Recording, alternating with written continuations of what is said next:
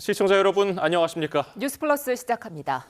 고위공직자범죄수사처가 윤석열 대통령 체포영장 집행 시기를 고심하고 있습니다.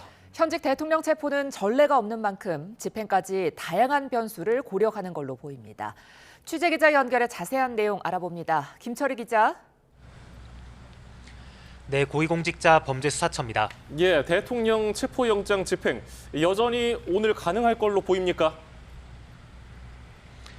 네, 벌써 업무 시간이 다 끝나가지만 아직 체포영장 집행 소식은 들리지 않습니다. 이르면 오늘 영장을 집행할 수도 있다는 관측이 나왔는데 당장은 쉽지 않은 것으로 보입니다. 공수처 관계자는 물리적 충돌 가능성이 있는 데다 적법 절차를 준수해야 할 필요성도 커 꼼꼼하게 상황을 대비하고 있다고 밝혔습니다. 윤 대통령의 체포영장 시한은 오는 6일까지인데요. 나흘 안에는 체포를 시도해야 하는 만큼 평일인 내일 집행이 이뤄질 가능성도 배제할 순 없습니다. 네, 체포영장이 집행되면 어떤 절차를 밟는 겁니까? 네, 먼저 체포영장을 청구한 공수처 소속 검사와 수사관들이 영장 원본을 지참해서 집행 장소로 가게 됩니다. 이후 윤 대통령에게 체포영장을 제시하며 사유를 설명하고 이른바 미란다 원칙도 고지합니다. 그런 뒤에는 공수처로 이동해 조사를 벌일 예정인데 공수처는 100쪽에 달하는 질문지도 준비해둔 상태입니다. 이후 조사가 끝나면 경기의왕시 서울구치소에 수감하고 48시간이 지나기 전에 구속영장을 청구할 것으로 보입니다. 예, 윤 대통령 측 입장도 나왔습니까? 네, 윤 대통령을 변호하는 윤갑근 변호사는 YTN에 영장 자체가 무효라는 입장을 전했는데요. 헌법재판소에 가처분 등을 제기한 상태에서는 경호법상 권한이 적법하게 행사될 거라고도 답했습니다. 경호처를 통해 영장 집행을 막겠다는 뜻을 시사한 것으로 보이는데 체포 과정에 경찰 기동대가 나서는 것은 위법이라는 주장도 함께 펼쳤습니다. 윤 대통령 혐의도 다시 한번 짚어주시죠. 네, 대통령 영장에 적시된 혐의는 내란 우두머리와 직권남용입니다. 지난달 3일 대통령은 비상계엄을 선포한 뒤 국회와 선관위에 군대와 경찰을 보냈는데요. 수사기관들은 이것을 독립된 헌법기관 기능을 마비시키기 위한 폭동으로 판단했습니다. 계엄 뒤에 우원식 국회의장과 이재명 민주당 대표, 한동훈 전 국민의힘 대표 등 주요 정치인들을 체포하도록 지시한 정황도 드러났는데요.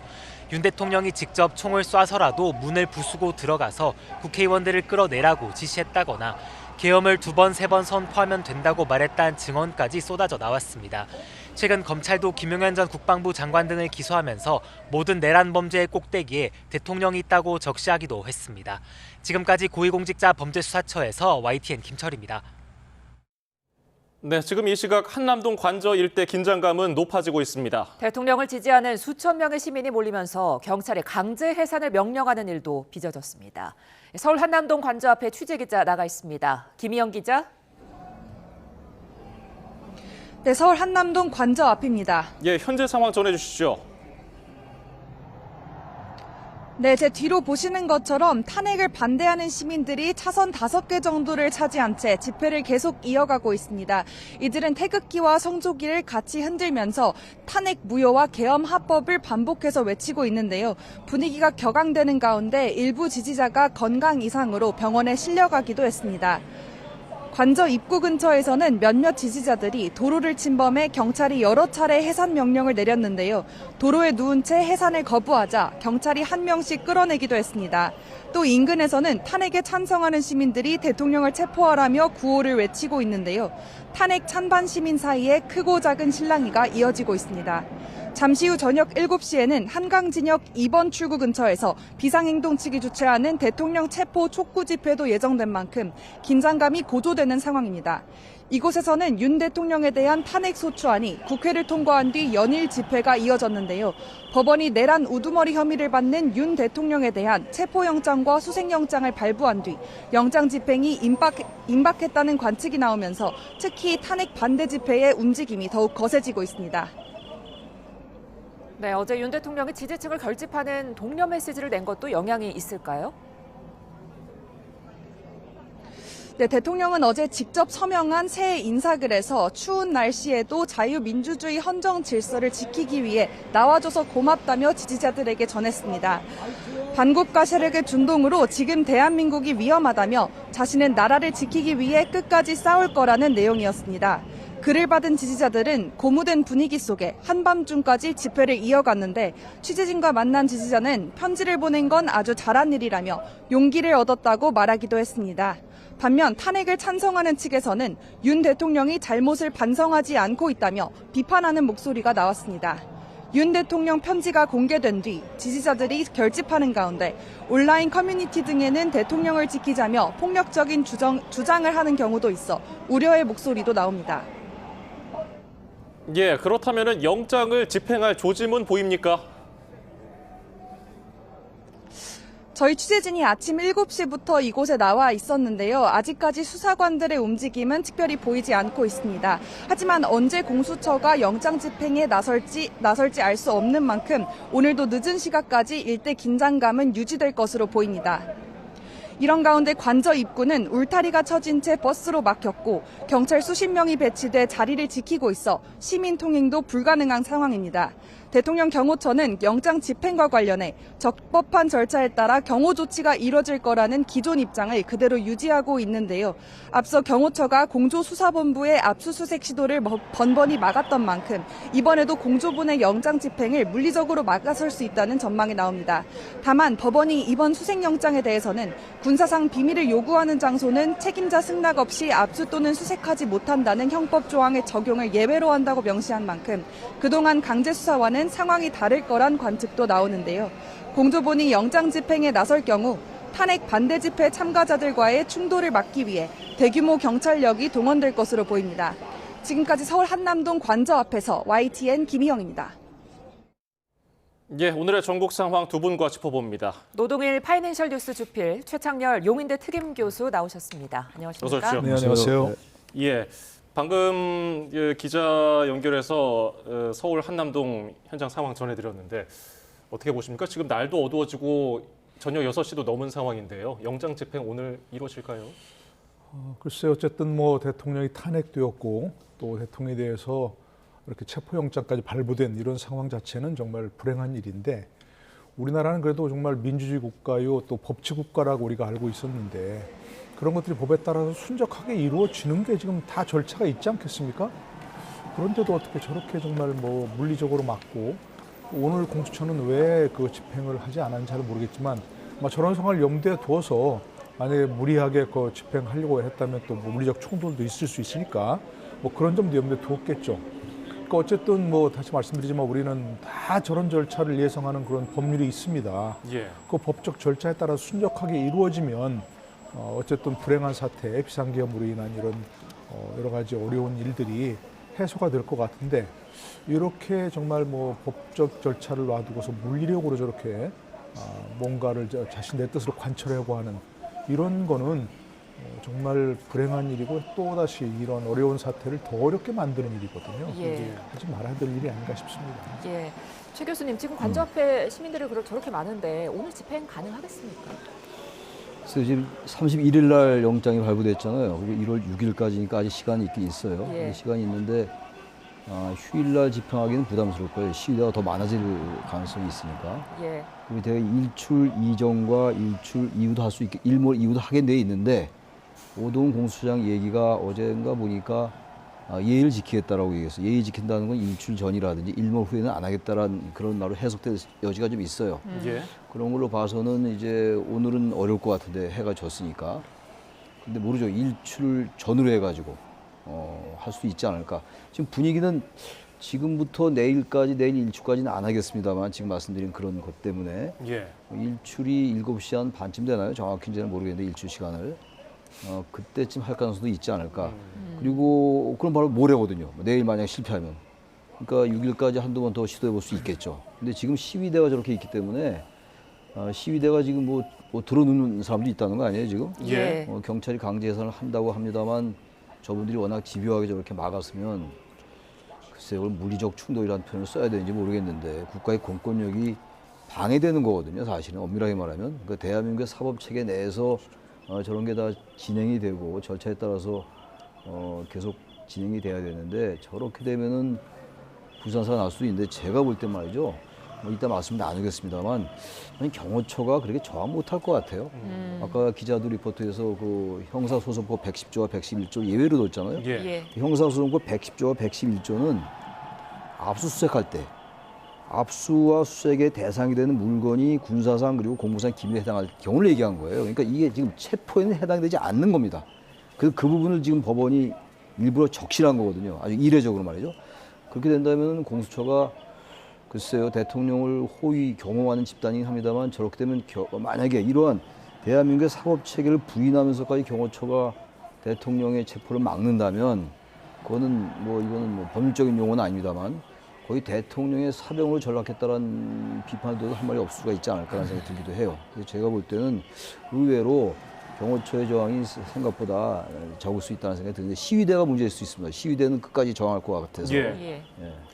이게 대통령 측에서는 사실 이 영장 발부에 대해서도 정당성이 없다고 계속해서 비판을 하고 있는데 이 공수처가 이 대통령 측과 협의가 없는 이상 한 번에 이 많은 인원을 뚫고 들어가서 영장을 집행할 수 있을까 의문이 들거든요.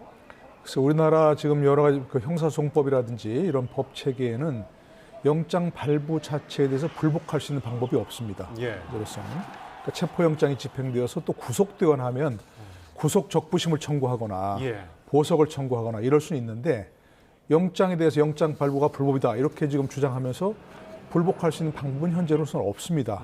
그러니까 일단 판사가 적법한 절차를 거쳐서 발부했다면 그거는 따를 수밖에 없는 것이거든요.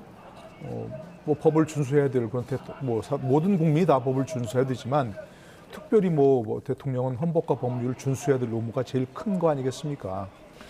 윤 대통령 측에서 이제 영장 발부가 불법이다, 뭔가 이렇게 문제가 있다 주장할 수 있는 뭐 근거는 글쎄 뭐 모르겠습니다만 아까 말씀하신 대로 이제 그래서 이 영장을 발부하면서 영장에다가 형사소송법 110조와 111조 적용을 예외로 한다 이렇게 적시한 거 조금 의문은 있습니다. 그런 걸 적시한 그 영장을 보지는 못했는데 예. 뭐 과문한 탓일 수도 있고요. 그러나 아까 말씀하신 대로 사실 그 압수수색 영장에는 이제 그걸 110조, 111조 적용하는데 이것은 체포영장이거든요. 체포를 위해서는 이제 뭐 그 관저 안으로 들어가야 되니까 수색도 일부 이제 적용되는 부분이 있긴 하지만 그렇다고 해서 그게 뭐 수색하는 목적이 윤석열 대통령을 체포하는 것 이외에 다른 목적이 있을 수는 없거든요. 예. 그게 당연히 적용이 안 된다고 볼 수 있는 거예요. 한편으로 봐서는 왜 그런 걸 적시한 영장을 발부했느냐?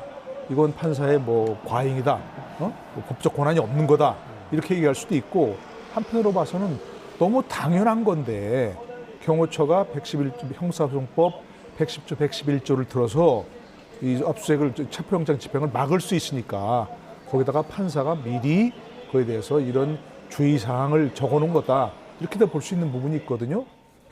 또 한 가지는 지금 이제 윤 대통령 측에서 얘기하는 것은 공수처에서 대통령을 체포할 수 있는 권한이 없다 지금 주장하고 있는 거예요. 예. 주장할 수 있는 부분이 있는 것이고 공수처는 대통령을 상대로 수사할 수는 있습니다. 그러나 수사 대상 범죄 내란죄는 없습니다. 근데 직권남용으로 지금 일단 적시해서 얘기하고 있는데 경찰이 또 옆에 있기 때문에 경찰은 내란죄를 수사할 수 있고 만약 직권남용 가지고 공수처가 집행을 한다면 직권남용은 헌법 84조에 있는 대통령의 불소추권 대상에 해당합니다. 그 예. 범죄에. 약간 복잡하긴 하지만 그러니까 공수처가 만약에 직권남용 범죄로 윤 대통령을 체포하겠다면 불법이 될 수 있는 거예요. 이거는.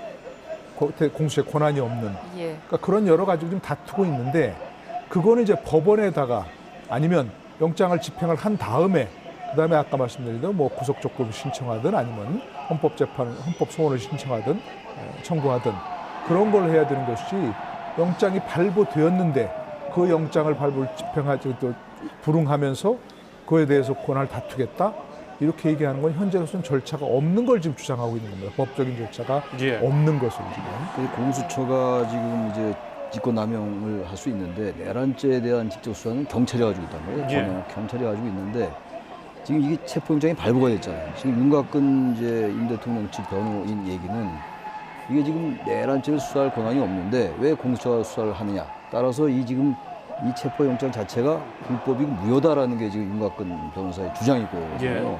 근데 이미 체포영장이 발부된 거는 체포영장의 발부로 볼 때 이미 공수처가 내란죄 수사할 수 있다라고 법원이 인정했다고 봐야 돼요. 또 하나가 직권남용죄를 수사하는 데 있어서 거기에 관련된 범죄로서의 내란죄거든요. 충분히 수사할 수 있는 거 물론 최종적인 거야 뭐 법원이 할 수 있는 겁니다만 지금 이 상황을 가지고 체포영장 발부된 거를 가지고 권한쟁의 심판은 맞지 않는 것 같아요. 제가 볼 때. 그래서 그런 부분들이 지금 윤 대통령 측이 얘기한 이런 여러 가지 주장들이 말이죠. 너무 사법체계에 안 맞는다고 저는 생각합니다. 내란죄 수사할 수 있다고 생각하니까 체포영장을 발부하지 않았겠어요. 만약에 공수처가 내란죄 수사할 수 없다고 생각한다면 다시 말해서 직권남용과 관련된 관련 범죄로서의 내란죄가 성립하지 않는다고 본다면 체포영장 발부하지 않았겠죠. 예. 이건 이미 오동훈 공수처장이 얘기를 한 부분입니다. 예. 자, 이제 법원이 이례적인 단서까지 달면서 체포영장을 발부했지만 그럼에도 불구하고 기한 내에 체포를 못할 수도 있을까요? 체포를 못한다는 얘기는 이제 경호처가 상당히 이제 적극적으로 예. 뭐 저항을 한다고 봐야 되겠죠. 물리력까지 동원해서.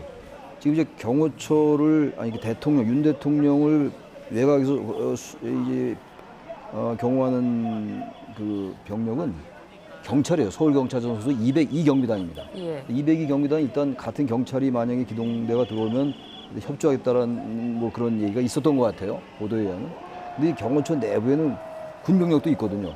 만약에 끝까지 경호처가 대통령을 체포하지 않게 하겠다라고 한다면 뭐 그럴 수 있겠죠. 그러니까 그런 얘기가 많이 있어요. 뭐 언론에 다 나왔던 얘기 아닙니까? 과거에 하나갑 의원도 그랬고 이인재 의원도 그렇고 예. 당원이나 지지자들이 막았음으로써 구속영장이나 체포영장이 집행이 안 된 경우가 있죠. 그래서 바로 불구속 기소하고 그랬는데 저는 그때와 또 다르다고 보는 게 그때의 사안과 지금 대통령이 내란의 우두머리로 적시된 이 영장의 그 집행 여부는 전 다르다고 봐요. 예. 물론 이제 과거에 그런 예를 많이 들더라고요. 하나갑, 이인재, 뭐 정영근 이런 일 많이 들던데 그래서 영장이 집행이 안 된 적이 있었다고 얘기합니다만 이 사항은 그거보다 훨씬 심각해요.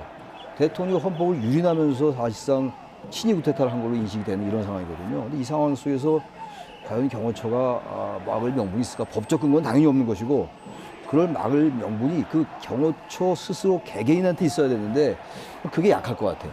지난번 계엄도 말이죠. 12월 3일 날 계엄이 대단히 어설퍼서 실패했다고도 그렇게들 얘기를 많이 했죠. 초반에. 근데 계속 밝혀지는 걸로 보세요. 계엄이 다 대단히 주도 면밀했다고요. 예. 그럼 애도 불구하고 계엄이 실패한 건요. 계엄의 막상 마지막 실행자인 군인들 이 스스로가 명분이 없었던 거예요. 저는 그런 의미에서 두고 봐야겠습니다만 경호처가 그 저항이 생각보다 우리 예상만큼 그렇게 강하지 않을 수 있다.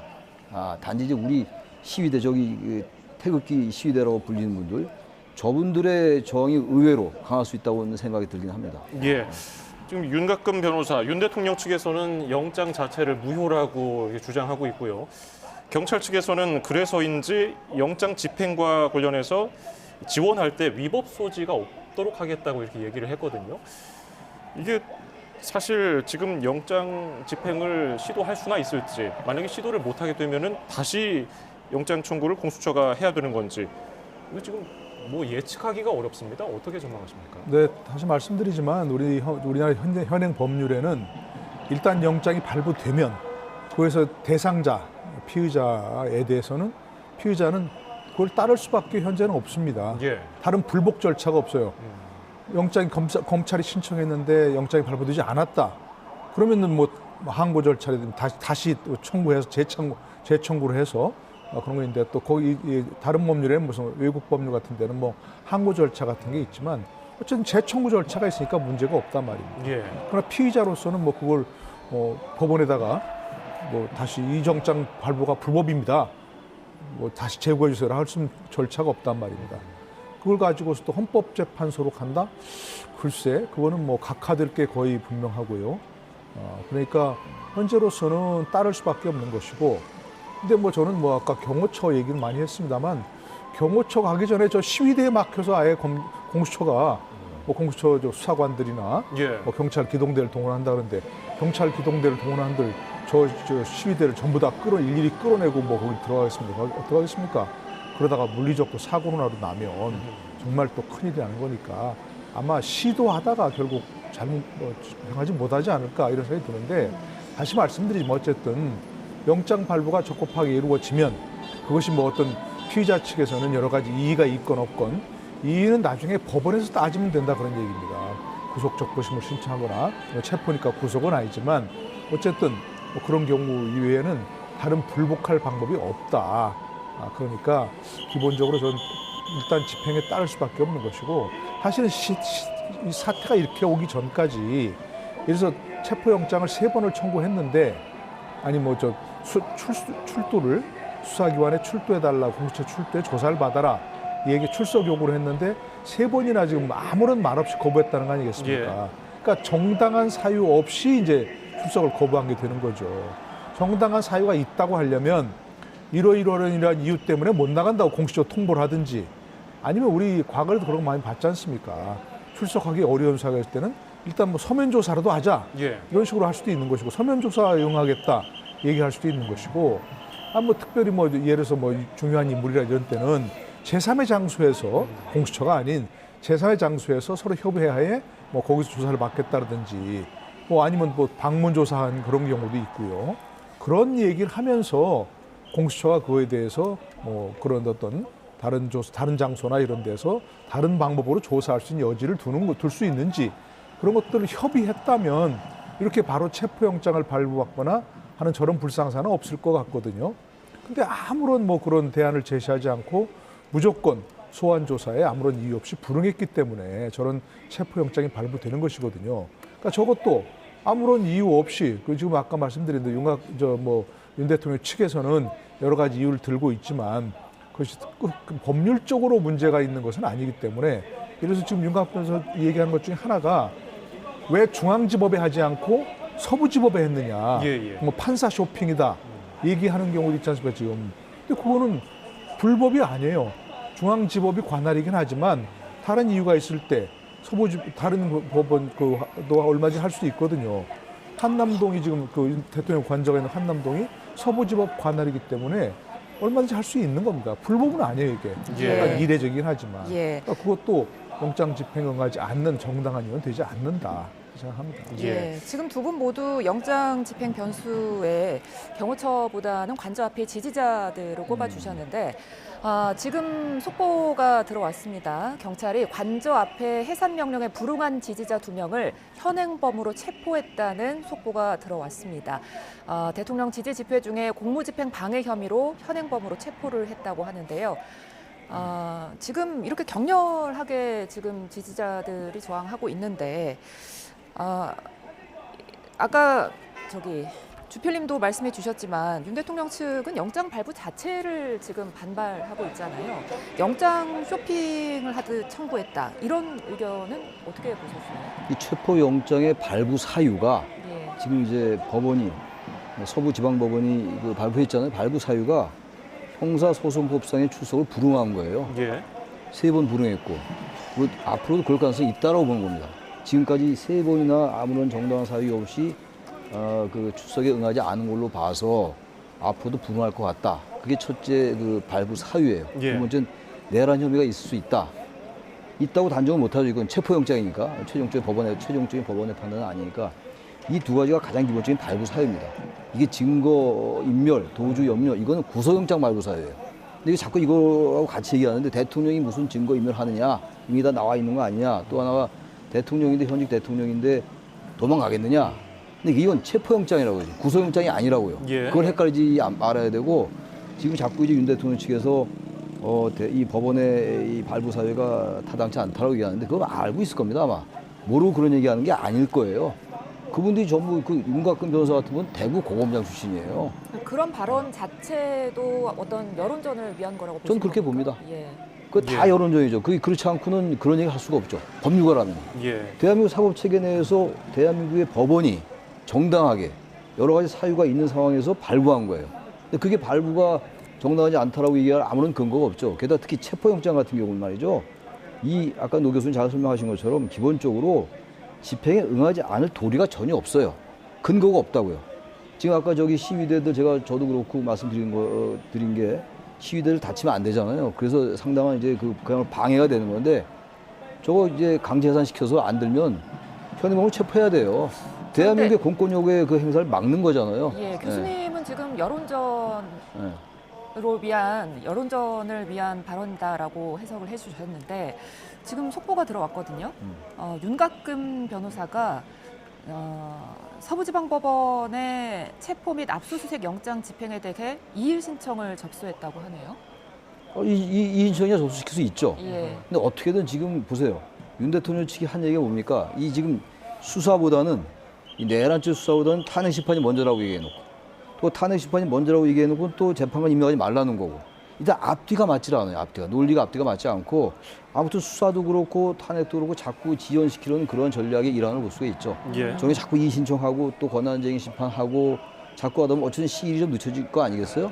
근데 그래 봐야 결국은 저는 최종적으로 법원의 판단이 어떻게 될지 모르겠습니다만 기본적으로 지금 이 상황을 피하기가 어려울 겁니다. 아마 예. 대통령답게 그래도 명예롭게 그 추석에 응하는 게 대한민국의 현직 대통령이잖아요 지금. 예. 근데 저걸 끝까지 저렇게 어제 밤에도 또 무슨 뭐 주권 침탈 세력이다, 예. 반국가 세력이다, 국가 이런 거에 맞서 싸우겠다 이런 메시지를 냈는데 상상이 어려운 일이에요.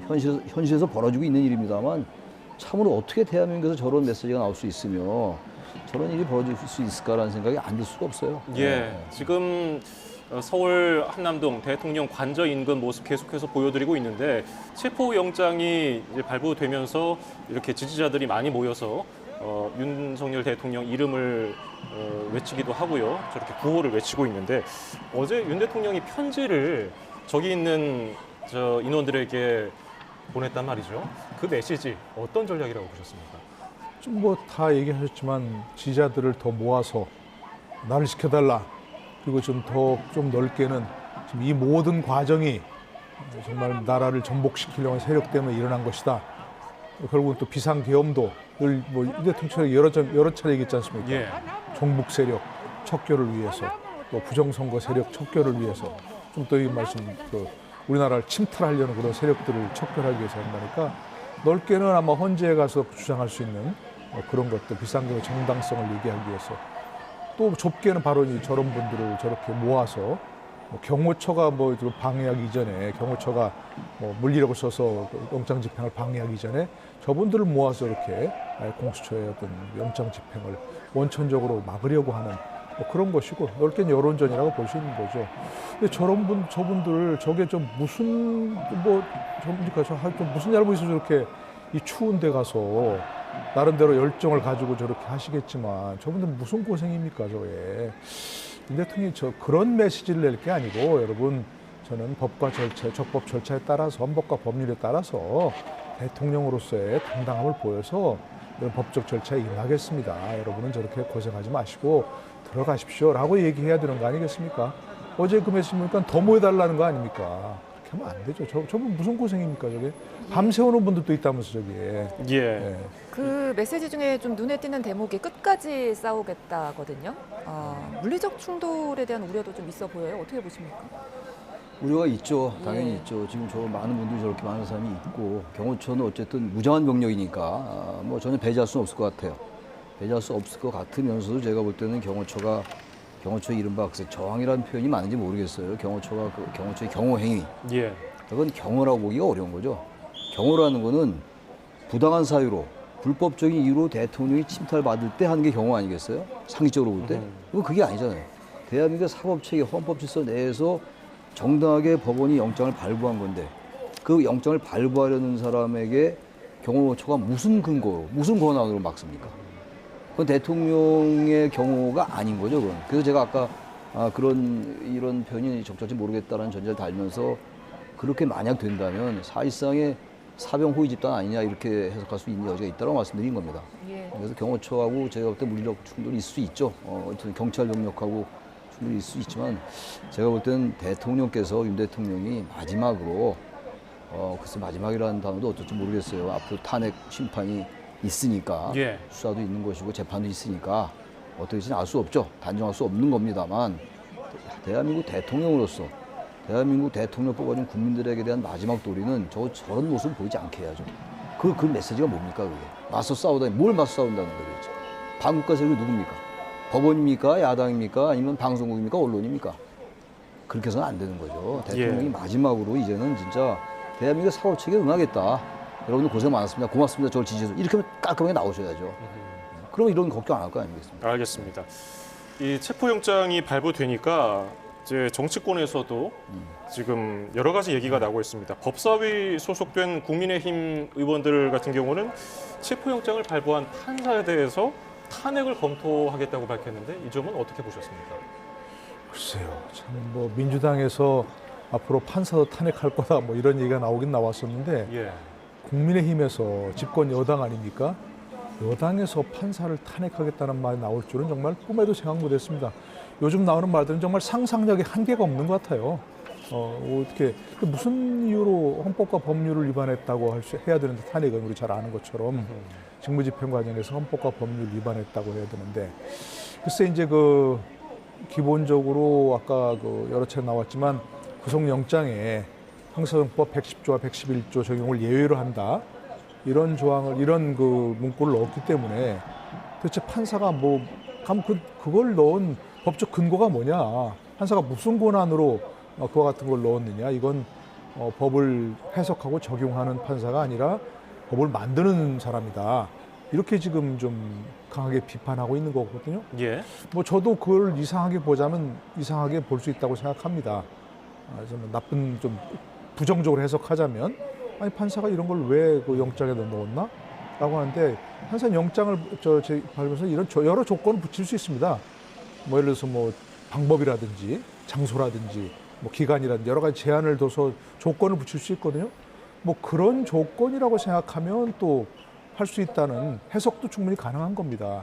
아까 우리가 차례 얘기했지만 이것은 구속영장이나 압수수색영장이 아니고 일단 체포영장이기 때문에 체포영장에는 여러 가지 아까 우리 경호처법, 형사소송법 110조, 111조 거기에 이런 대통령 관저 같은 그런 경우는 이제 거의 관리자의 허가가 있어야 한다고 했는데 예. 그런 것도 적용이 안 된다. 이거는 수색영장이기 때문에 체포영장이기 때문에 거기 윤석열 대통령을 체포하러 들어가는 것이지 관저를 압수하거나 수색하거나 하는 그 관저 자체가 목적이 아니다.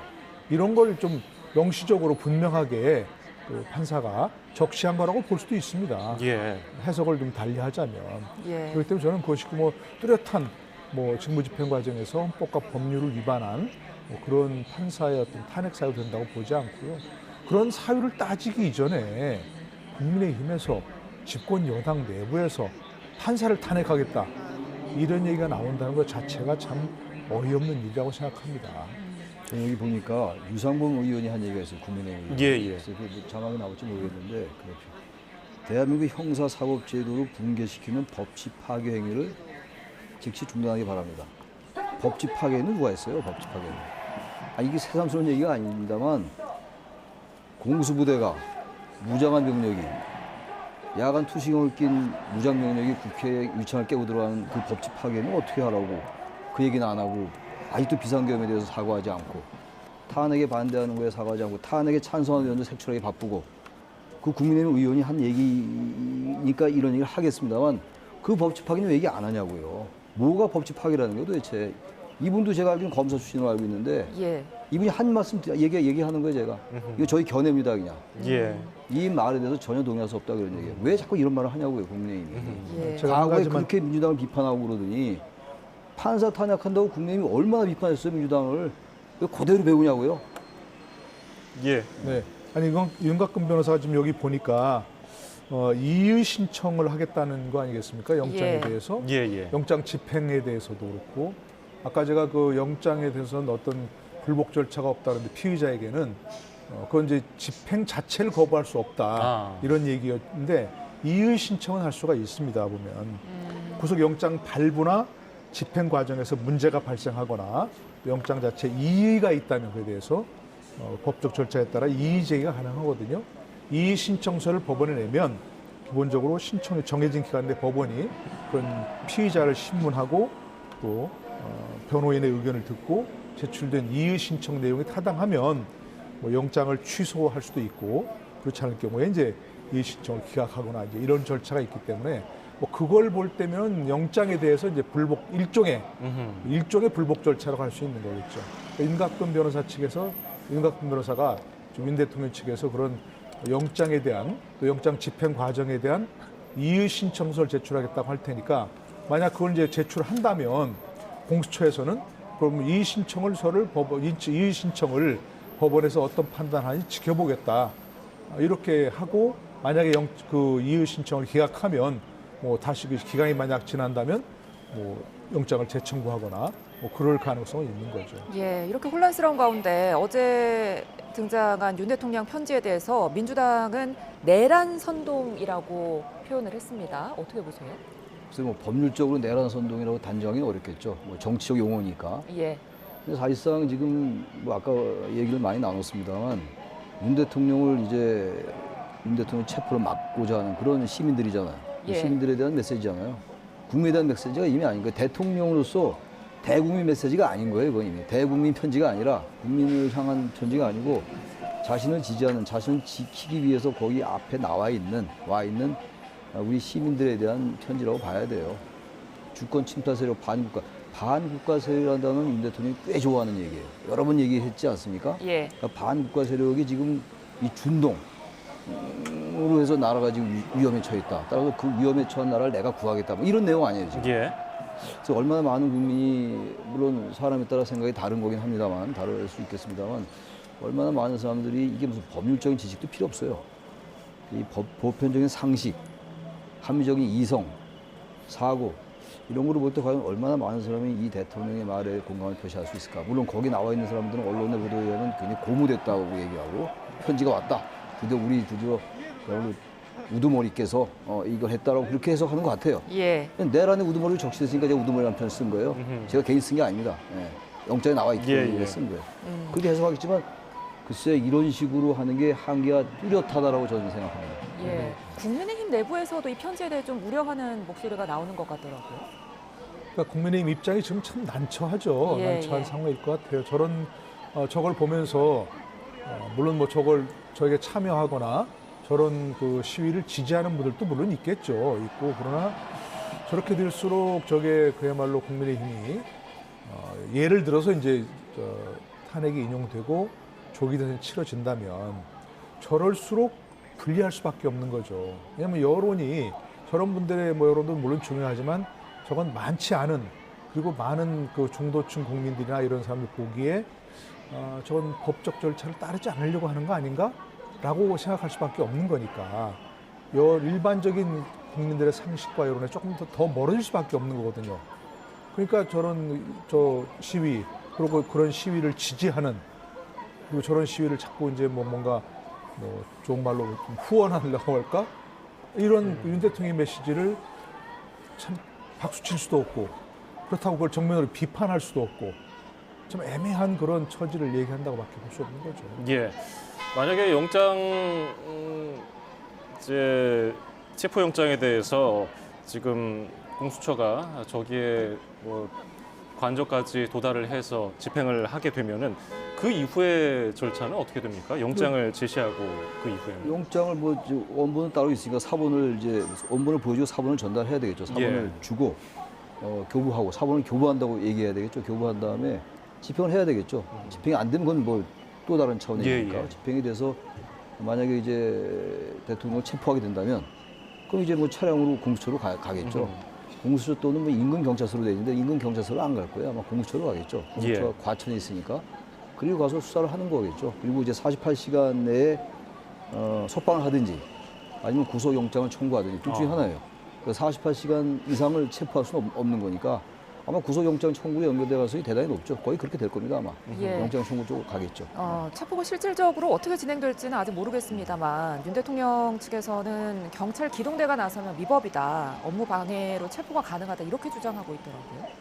그러니까 그것도 이제 공수처에서 만약 이제 경찰에 기동대를 동원해달라고 요청하고 했다면 영장 집행 과정에서의 이제 이의 제기를 하는 거죠 지금. 예. 여기 보니까 윤 대통령 측에서 체포 수색 영장에 대해서 서부지법에 이의 신청을 제기했다는 것이거든요. 그런 면에서 이제 일종의 불복 절차라고 할 수 있는 거죠. 그러니까 지금 경찰 기동대를 동원했다든가 또 아까 우리 여러 차례 얘기한 그런 뭐 서부지법을 관할로 했다든가 아니면 뭐 판사가 그 영장에다가 형사소송법 뭐 110조, 111조 적용을 예외로 한다든가 이런 것들 뭐 그리고 또 뭐 모르겠습니다만 뭐 여러 다 넣겠죠. 할 수 있는 얘기들은. 그리고 뭐 중앙지법 해야 되는데 뭐 아니면 서부지법에 한 것이 뭐 판사 쇼핑이다. 뭐 특별히 뭐 어떤 사람을 지목해서 뭐 이번에 그 발부한 판사가 뭐 어떤 특정한 성향을 가지고 있다. 그래서 그 사람을 지목해서 하기 위해서 뭐 거기 있다든가 여러 가지 이유들을 다 대겠죠. 그리고 이제 기동대를 과연 공수처가 경찰을 지휘할 수 있느냐. 뭐 단지 그 공수처는 협조만 받았을 뿐이다. 영장을 집행하는 과정에서 할 수도 있는 거고. 예. 그러나 또 전 대통령 측에서는 이건 경찰을 공수처가 지휘한 것이다. 그러니까 불법이다. 뭐 그런 지휘권이 없는데 이렇게 주장할 수 있기 때문에. 그러나 서부지법에서 그거를 여러 가지 이의 신청을 내용을 검토하고 또 변호인도 신문할 수 있고요. 또 피의자도 신문하는데 뭐 대통령이 나가진 않겠죠.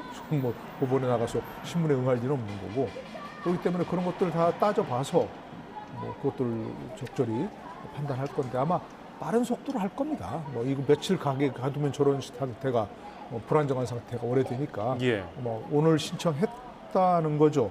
하려는 건지 어쨌든 예. 오늘라도 밤늦게라도 신청을 하면 신청서를 제출하면 뭐 내일이나 모레까지라도 바로 아니면 제일 좋은 거는 영장 효력이 끝나기 전에 월요일까지죠.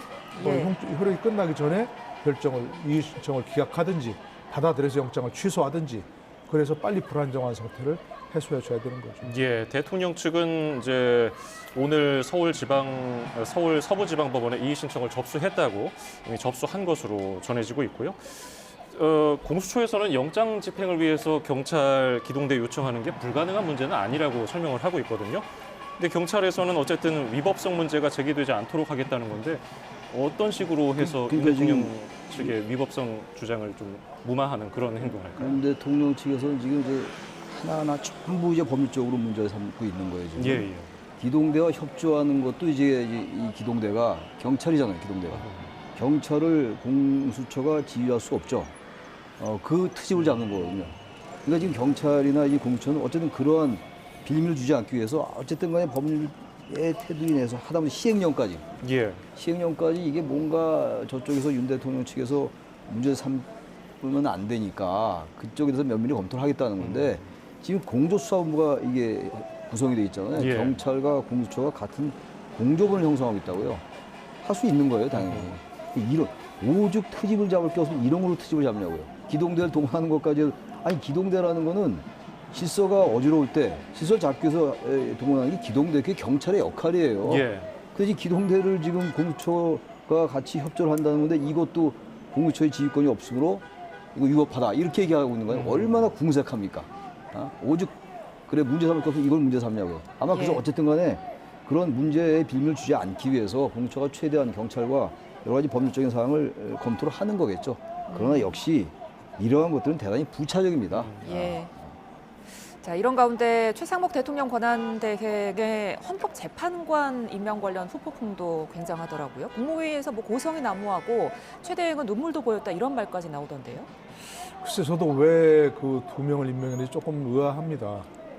하려면 다 해야 되고 안 하려면 다 안 해야 되는 거 아니겠습니까? 지금 양쪽에서 지금 비난을 받고 있잖아요. 그러니까 이제 일종의 절충이겠죠. 정치적 예. 절충. 그런데 정계선 재판관은 임명하고 마은혁 후보는 임명 안 한 근거가 뭡니까? 뭐 조금 더 좌파적이다 뭐 그런 얘기인가요? 그거 누가 판단합니까? 무슨 근거로? 그러니까 난 그건 잘못됐다고 생각합니다. 그러나 최상목 권한대행도 왜 뭐 그런 고민이 없었겠습니까? 이해하려고 들면 지금 이렇게 불안정한 상태에서 이렇게 좀 자꾸 저런 시위가 일어나고 또 대통령의 지위라든지 이런 것들도 탄핵은 일단 의결이 됐는데 헌법재판소에서 빨리 결정을 해줘야 될 거 아니겠습니까? 예. 그렇다고 서둘러서는 안 된다고 생각합니다. 막 서둘러서 하면 안 되지만 어쨌든 신속하게 결정을 해서 가든 부든 결정을 해줘야 될 거 아닙니까? 근데 6명으로 계속 놔두면 6명으로 할 수 있느냐 없느냐 심리는 할 수 있다고 했는데 할 수 있는 또 좀 가처분 상태입니다. 그러니까 가처분 상태에서 또 심리를 할 수 있다고 또 하지만 결정을 할 수 있냐 없냐 그리고 계속 시비가 걸릴 거 말입니다. 그러니까 이런 상태를 계속 두면 안 되겠다 얘기하는 그렇게 해서 결정한 고육지책이라고 생각합니다. 예. 그러니까 그거는 뭐 제가 여러 차례도 얘기했지만 원칙적으로 권한 대행이니까 대통령 권한 대행 겸 아닙니까? 대통령 권한대행이면 대통령 권한을 다 행사할 수 있어야 됩니다. 거부권 행사했잖아요. 어쩌면 보면 거부권이라고 하는 것은 대통령의 권한 중에서 가장 막강한 권한 중에 하나라고 볼 수 있는 거거든요. 국회 입법을 어떤 무효화시킬 수도 있는 그런 절차 아닙니까? 그런데 그 임명권은 없다? 할 수 있는 거죠. 그러니까 저 그거에 대해서 정치적 고려가 있고 아까 말씀드린 대로 왜 2명밖에 안 했냐 하려면 다 하든지 아예 뭐 그 보류하려면 다 하든지 해야 되는데 그만큼 2명이라도 한 것은 그래도 현재 심리 절차를 정상화시키려고 하는 노력의 일환이었다. 고육지책이라 그러잖아요. 자기도 월권적 측면이 있는 걸 알지만 어쩔 수 없었다는 것은 그래도 조금 뭔가 안정을 찾기 위한 그런 어떤 고뇌의 결과라고 좀 생각하고 싶습니다. 예, 그 이후에 정진석 비서실장을 비롯해서 대통령실 고위 참모진들이 사의를 표명하기도 했는데 이거 뭐 어떻게 항의성이라고 봐야 됩니까? 이건 뭐 항의성이 아니라 항명성이다라고 보는 거예요. 어허. 이게 한동수 국무총리가 권한대행할 때 이러지 않았어요. 전혀 이런 반응이 아니었다고. 지금 보도에 의하면 국무회의 때 최상목 권한대행에게 뭐 거세게 항의를 했다는 거 아니에요? 일부 김문수 예. 장관이라든지 김태균인가요? 전 방통위원장 직무대행 예. 이렇게 했다는 건데 근데 아무튼 지금 뭐 재판과 임명을 하니까 8명으로 갖춰지면서 박근혜 전 대통령 탄핵할 때 8명이 전원 인용했거든요. 그때 9명은 아니었어요. 그때. 그러다 보니까 이제 탄핵 심판이 빨리 이루어질 것 같으니까 아마 이렇게 이제 이런 반응을 보인 것 같은데 예. 대통령 권한대행이 임명이 돼가지고 지금 이 정말 그야말로 누란의 위기 아니겠어요? 그야말로 이런 상황 속에서 대통령실이 이렇게 무책임하게 하면 안 되죠. 이러려면 그 대통령 권한대행 할 때, 국무총리 할 때도 이렇게 했어야죠. 한덕수 총리에게. 이 최상목 총리가 이렇게 한 거거든요. 부총리에게만. 이거는 정의서 실장이 이렇게 하면 안 되죠. 이것도. 예. 이 국민의힘도 그렇고 말이죠. 도대체 여권이라는 이분들이 이 상황을 정말로 파악을 잘 못하고 있는 것 같아요. 이것도 여전히 정파적으로 보고 있는 게 아닌가. 왜 이런 행동을 하죠? 이런 행동하는 게 국민들에게 그게 설득력 있게 다가갈 수 있겠습니까?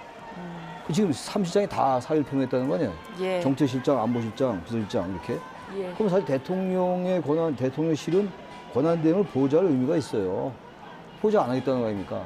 그럼 어떻게 하겠다는 거예요? 이렇게 하는 건 빨리 생각을 고쳐서 최상목 대행을 보좌해야죠. 예.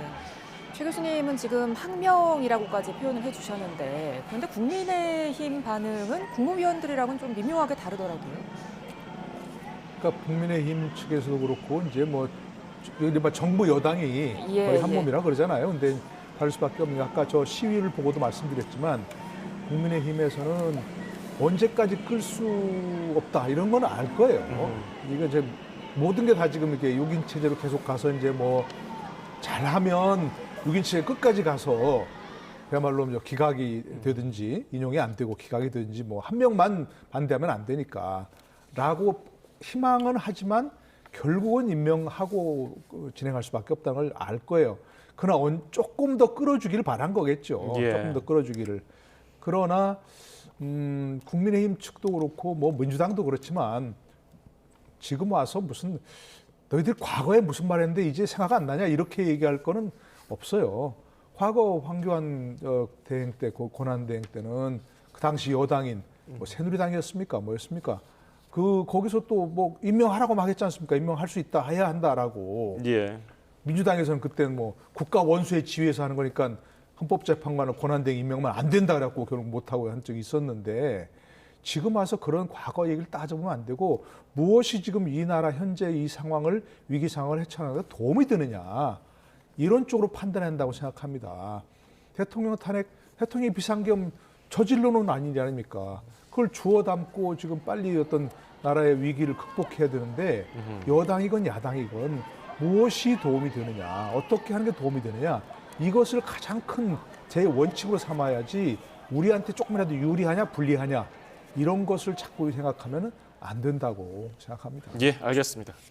최상목 권한대행은 저 마은영 후보 빨리 임명해야 돼요. 아무런 근거 없어요. 그 임명 안 할 근거가 없다고.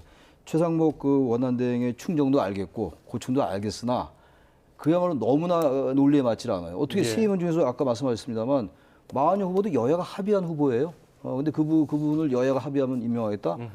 물론 최상목 대행이 그나마 2명 임명해서 헌재가 8명의 체제가 된 건 다행이고 그건 평가만 합니다만 이건 마건희 후보 좀 빨리 임명해야 된다고 생각합니다. 알겠습니다. 오늘 말씀 여기서 줄이죠. 노동일 파이낸셜 뉴스 주필 최창렬 용인대 특임 교수였습니다. 두 분 감사합니다. 공기가 빠르게 차가워지고 있습니다. 현재 서울 기온이 2도까지 떨어졌고 자정에는 영하 2도까지 내려가겠습니다. 여기에 찬바람이 더해져 체감 추위는 이보다 더 심하겠습니다. 보온에 신경 써주시기 바랍니다. 내일은 서울 아침 기온이 영하 5도, 철원 영하 12도까지 떨어지며 더 추워지겠고 낮 기온도 서울 3도, 대전 4도, 대구 5도에 머물며 종일 춥겠습니다. 추위 속에 제주도에는 오전까지, 호남과 충남 내륙에는 오후까지, 충남 서해안에는 늦은 오후에 약하게 비나 눈이 조금 내리겠습니다. 반면 다른 지역은 맑은 날씨가 이어지겠고 동해안을 중심으로 대기가 더욱 건조해질 전망입니다. 날씨 정보였습니다.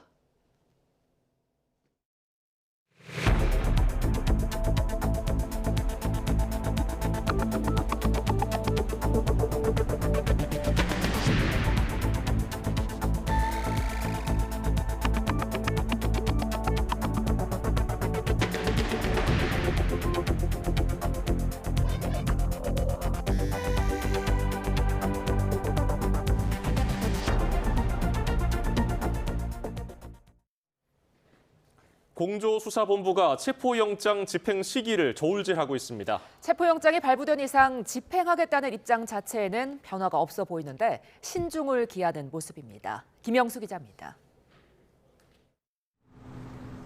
새해 첫날을 보낸 뒤 윤석열 대통령의 체포영장이 집행될 수 있다는 기류에 공수처에는 취재진이 몰리며 긴장감이 감돌았습니다.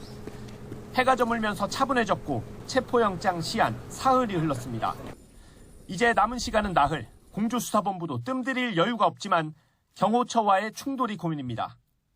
대통령 경호법에 따라 경호처는 경호구역을 지정하고 검문 검색, 출입 통제도 할 수 있는데 윤 대통령 측은 이 법을 언급하면서 권한이 적법하게 행사될 거라고 강조했습니다. 공권력끼리 충돌하는 사상 초유의 사태를 막기 위해 공조부는 여러 가능성을 놓고 대비하는 것으로 전해졌습니다. 공문도 보냈고 또 사전 준비도 하고 있습니다. 어쨌든 그런 또 반대가 있더라도 저희들은 적법한 또 절차를 취할 것입니다. 한 차례 시도 만에 신병을 확보하는 걸 장담하기 어려울 수 있다는 전망이 있는 데다 앞선 3차례 소환 통보 가운데 2차례를 휴일로 지정했던 만큼 내일 영장 집행을 시도하는 시나리오가 거론됩니다. 체포에 실패해도 명분을 쌓아 주말에 다시 시도할 수 있고 성공한다면 민간인 출입이 적은 주말에 체포영장 시한인 48시간 동안 2-3차례 조사하는 계획을 잡을 수 있습니다. 주말로 넘어갈 경우 한남동 관저 주변 집회 인파가 더 몰릴 수 있다는 점도 부담일 수 있습니다. 하지만 공조본이 영장 집행 시점을 극비에 붙이면서 주말로 넘어갈 가능성도 여전히 남아 있습니다. YTN 김영수입니다. 윤석열 대통령에 대한 체포영장 집행이 임박한 가운데 대통령 경호처 대응이 가장 큰 변수가 됐습니다. 영장 집행을 방해하면 공무집행 방해로 입건될 수 있고 대통령 경호 지시를 어기면 징계 사유가 될 수 있어 딜레마에 놓였습니다. 신지원 기자입니다. 윤석열 대통령에 대한 체포와 수색영장이 발부된 다음 날 오동훈 고위공직자 범죄수사처장은 대통령 경호처에 경고 공문을 보냈습니다. 바리케이드, 그다음에 철문 등을 잠그고 우리 체포영장 집행에 응하지 않는 것 자체가 공무집행 방해라고 인식하고 있습니다. 대통령실 경호처 직원들은 모두 국가공무원 신분입니다. 결격 사유로 국가공무원법 33조가 적용되는데 집행유예 이상의 형이 확정될 경우 공무원 신분을 잃거나 퇴직급여, 감액 등 연금상 불이익을 받을 수 있습니다. 특히 공수처의 경고문에 언급된 특수공무집행 방해 혐의를 보면 경호처가 영장 집행을 막아서는 과정에서 공수처나 경찰 소속 공무원을 다치게 할 경우 벌금형 없이 3년 이상 실형이 선고될 수 있습니다. 반대로 윤 대통령을 보호하라는 경호처 지시를 어길 경우 내부 징계로 이어질 수 있습니다. 경호처는 여전히 군사상, 공무상 비밀 유지를 위해 수색과 체포영장 집행을 제한할 수 있다는 공식 입장을 유지하고 있습니다. 다만 경호처 지시를 어긴다고 해도 법원이 발부한 체포영장에 협조한 것이 정당한 징계 사유에 해당하는지는 다툼의 여지가 있습니다. 결국 형사 입건 위험을 감수하고 경호처 지시에 따를지, 체포 영장에 따라 공수처에 협조할지 경호처 직원들은 이러지도 저러지도 못할 처지에 놓였습니다. YTN 신지원입니다. 윤석열 대통령에 대한 체포영장 집행 과정에서 경찰이 경찰을 막아서는 상황도 벌어질 수가 있습니다. 관저 앞을 경찰 경호부대가 지키고 있어서 나온 우려인데 실제 해당 부대 내부적으로는 체포영장 집행에 적극 협조한다는 방침인 것으로 YTN 취재 결과 확인됐습니다. 부장원 기자입니다. 한남동 대통령 관저 앞에는 바리케이드가 겹겹이 설치됐고 경찰 10여 명이 지키고 있습니다. 대통령 경호처와 함께 관저 경호를 맡는 서울경찰청 산하 202 경비단입니다. 공수처와 함께 경찰 특별수사단이 대통령에 대한 체포영장을 집행하기 전 가장 먼저 넘어야 하는 관문이기도 합니다. 이 때문에 일각에선 영장 집행을 위해 경찰 기동대가 투입되면 경비단과 대치할 수 있다는 우려도 나왔습니다. 경찰이 경찰과 충돌할 수 있다는 겁니다. 그런데 경찰 내부적으로는 경찰이 같은 경찰을 막아설 일은 없을 거라는 관측이 지배적입니다. 실제 관저 외곽을 경계하는 202 경비단은 실무적으로는 경호처 지시를 받지만 법적인 지휘 권한은 서울경찰청장에게 있습니다. 경호처가 체포를 막으라고 지시할 권한도 경비단이 이에 따를 의무도 없습니다. 또 경호처와 함께 영장 집행을 막았다가는 공무집행방해와 직권남용죄로 처벌될 수 있습니다. YTN 취재 결과 202 경비단 내부는 공조본이 체포영장을 집행하러 오면 우리는 협조한다는 기조인 것으로 확인됐습니다. 202 경비단 현직 관계자는 YTN 취재진에게 이런 내용이 일선에도 공유되고 있다며 영장을 집행하러 오면 막지 않고 관저 주변 질서 유지에만 주력할 것으로 보인다고 설명했습니다. 결국 윤 대통령에 대한 체포영장 집행을 막을 시는 관저 안 가장 가까운 거리에서 대통령을 호위하는 경호처에 달린 것으로 보입니다. 경호처는 수사당국의 영장 집행과 관련해 관련 법률과 규정에 근거해 적법한 절차에 따라 경호 업무를 수행할 뿐이라고 거듭 강조했는데 실제 집행 과정에서 어떻게 대응할지 주목됩니다. YTN 부장원입니다. 윤석열 대통령에 대한 공수처의 체포영장 집행 과정에서 경찰 기동대 지원을 받을 가능성도 있는데요. 윤 대통령 측은 기동대가 영장 집행에 나선다면 위법이라며 반발하는 가운데 경찰은 법적인 문제가 생기지 않도록 검토하고 있다고 밝혀 그 역할이 주목됩니다. 정현우 기자입니다. 윤석열 대통령에 대한 체포영장 집행 과정에서 공수처가 대통령 경호처와 관저 앞에 몰려든 지지자들과 충돌할 가능성이 있습니다. 그런 만큼 공수처도 영장 집행을 위해 경찰의 기동대 지원을 요청하는 게 불가능하지 않다는 입장입니다. 저희들은 큰 소요 없이 진행되기를 바라고 다만 또 그런 사태에 대비해서 경찰과 경찰 인력을 동원하기 위해서 협조를 받고 있습니다. 그러자 윤 대통령 측은 공수처가 체포영장 집행 과정에서 경찰 기동대 지원을 받는 건 법적 근거가 없는 위법 행위라며 반발했습니다. 윤곽근 변호사는 공수처법에서 공수처의 경찰에 대한 포괄적인 수사지휘권을 규정하고 있지 않고 영장 집행은 경찰 기동대의 공공질서 유지와 치안활동 임무를 넘어선다고 말했습니다. 그러면서 만일 경찰 기동대가 물리적 충돌을 방지하기 위한 혼잡 경비 활동을 넘어 공수처를 대신해 체포, 수색영장 집행에 나선다면 직권남용 및 공무집행 방해죄 현행범으로 경호처는 물론 시민 누구에게나 체포될 수 있다고 주장했습니다.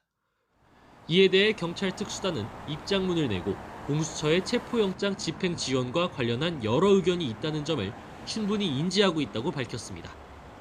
그러면서 공수처와 충분히 법적 검토와 협의를 거쳐 영장 집행 과정에서 위법성 문제가 생기지 않도록 하겠다고 말했습니다.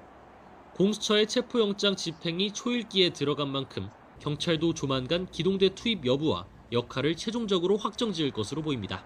YTN 정윤호입니다. 법원이 윤석열 대통령 체포를 위한 수색영장을 발부하며 군사나 공무상 이유로 수색을 막을 수 없다고 적은 것을 두고 논쟁이 이어지고 있습니다. 사법 과잉이라는 주장과 적법한 영장인 만큼 집행에 따라야 한다는 주장이 맞부딪히고 있습니다. 이경국 기자입니다. 수사기관의 대통령실 압수수색은 번번이 무산돼 왔습니다. 직접 들어가지는 못한다고 지금 거부를 하였고 그에 따라 임의 제출을 받기로 하였습니다.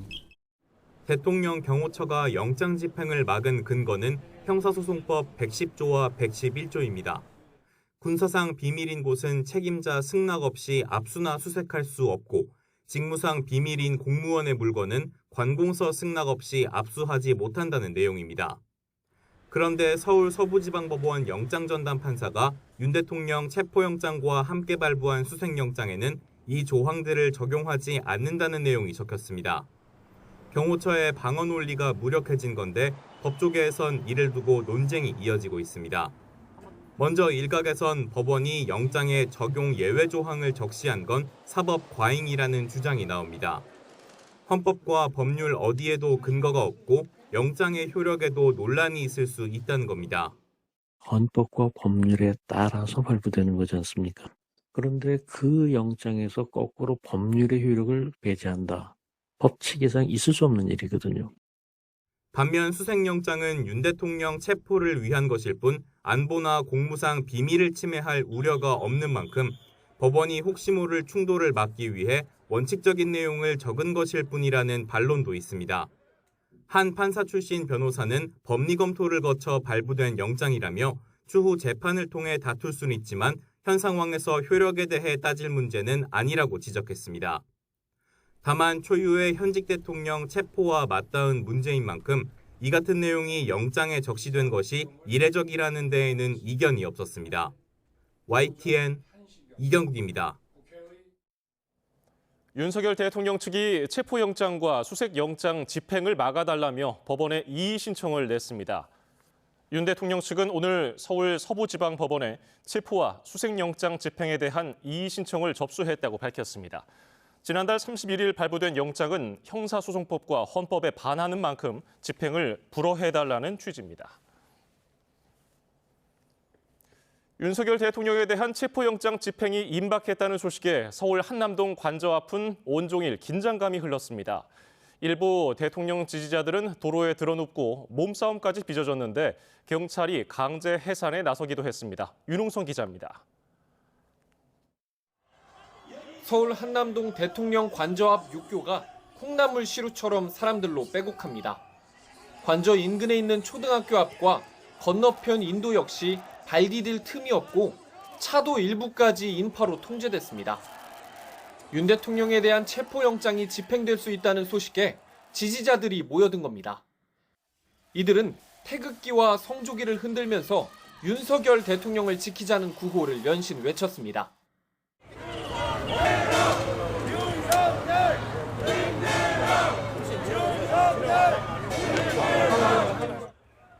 공조본의 수사관들이 체포영장을 집행한다면 몸으로 막겠다며 관저 앞과 인근 골목까지 빼곡히 메웠습니다. 일부 지지자들은 집회 허가를 받지 않은 도로까지 침범했습니다. 드러누우며 경찰에 저항했고 결국 수십 명이 강제 해산됐습니다. 반면 당장 체포영장을 집행해야 한다는 시민들도 관저 앞으로 모였습니다. 양측은 서로 고성을 지르거나 때때로 몸싸움까지 벌였습니다.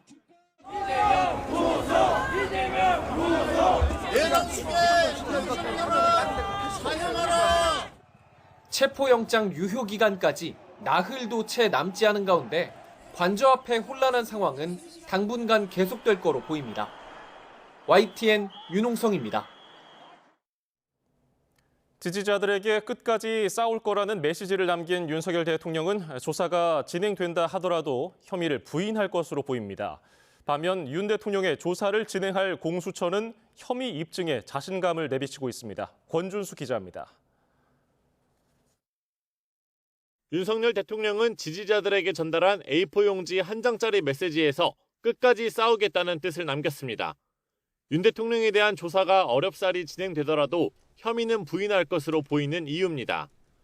윤 대통령의 체포영장엔 내란 우두머리와 직권 남용 혐의가 적시됐는데 윤 대통령 측은 계엄 선포가 적법했다는 주장을 거듭 강조하고 있습니다.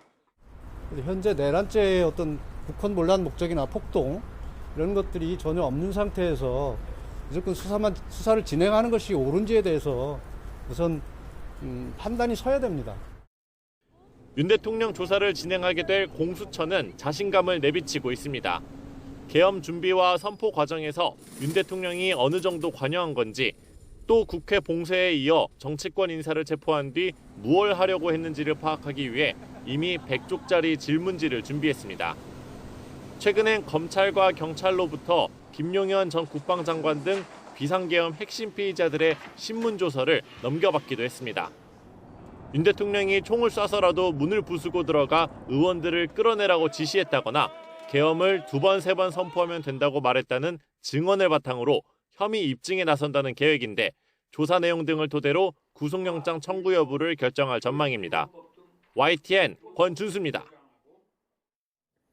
윤석열 대통령이 새해 첫날 탄핵 반대 집회 참가자들에게 끝까지 싸우겠다는 취지의 편지를 보낸 걸 두고 정치권 파장이 이어지고 있습니다. 여당은 말을 아끼고 있지만 곤혹스러워하는 속내도 읽히는데 야당은 극우 세력에 내린 동원령이나 다름없다며 비판 수위를 끌어올렸습니다. 박정현 기자입니다. 윤 대통령이 관저 앞 지지자들에게 보낸 메시지를 두고 국민의힘은 공개 언급을 삼가는 분위기입니다. 지도부는 직접 발언을 자제했고 당 차원의 공식 입장을 낼 문제는 아니나 자칫 진영 간 충돌이 빚어질까 우려된다는 짧은 답변만 대변인 입을 통해 나왔습니다. 당이 그 부분을 그 취지를 자세히 알지 못합니다. 우리 사회가 극단적으로 양 진영으로 갈려서 물리적 충돌까지 지금 국민들이 우려해야 되는 이런 상황은 최대한 자제되는 것이 맞다. 하지만 윤 대통령 메시지가 사실상 탄핵에 반대하는 일부 강성 지지층을 겨냥한 것인 만큼 이제 막 비대위를 꾸린 당 지도부 입장에선 당혹감도 읽히는 게 사실입니다. 당내에서도 우려의 목소리가 적잖게 흘러나오고 있습니다. 지금은 당이 조용히 수습하는 게 필요한 시점인데 대통령이 마치 분열을 부추기는 듯한 모습처럼 비치는 건 적절치 않다는 취지입니다. 일각에선 체포영장 발부와 헌법재판관 임명 등으로 탄핵의 시계가 빨라지며 다급해진 대통령의 처지가 반영된 것 아니겠냐는 날선 발언도 나왔습니다. 무섭고 막막한 마음은 충분히 이해하지만은 그렇다고 하더라도 이런 말도 안 되는 변명과 말장난, 거짓말, 그리고 갈라치기, 말 바꾸기, 그리고 또 버꾸라지 같은 행동 그만하셨으면 합니다. 민주당은 윤 대통령 편지를 극우 세력 동원령이라며 맹폭을 퍼부었습니다. 또 윤 대통령 메시지로 고무된 극렬 지지층에서 어떤 반응이 나올지 모른다며 국회 비상대기령을 내렸습니다. 내란의 수교의 윤석열이 관저에 숨어서 내란을 선동하고 있습니다. 국가기관의 법률 집행을 노골적으로 거부하면서 함께 싸우자고 소리칩니다. 화합과 쇄신을 일성으로 내세운 국민의힘 새 비대위 입장에선 대통령 메시지에 어느 정도 거리를 두고 싶어하는 기류도 분명하지만 동시에 강성 보수 지지층 눈치를 보지 않을 수도 없는 딜레마에 빠졌다는 분석도 나옵니다. YTN 박정현입니다. 최상목 대통령 권한대행에게 사의를 표했던 정진석 대통령 비서실장은 일단 사의를 접고 업무를 계속 수행할 것으로 보입니다. 윤 대통령의 입으로 불린 메시지 비서관이 윤 대통령 메시지 지원에 나서며 윤 대통령의 SNS 정치가 본격화할 수 있다는 관측이 나옵니다. 신윤정 기자입니다. 전날 사표 수리 논란 속 정진석 비서실장은 용산 대통령실로 정상 출근해 새해 첫 수석 비서관 회의를 주재했습니다.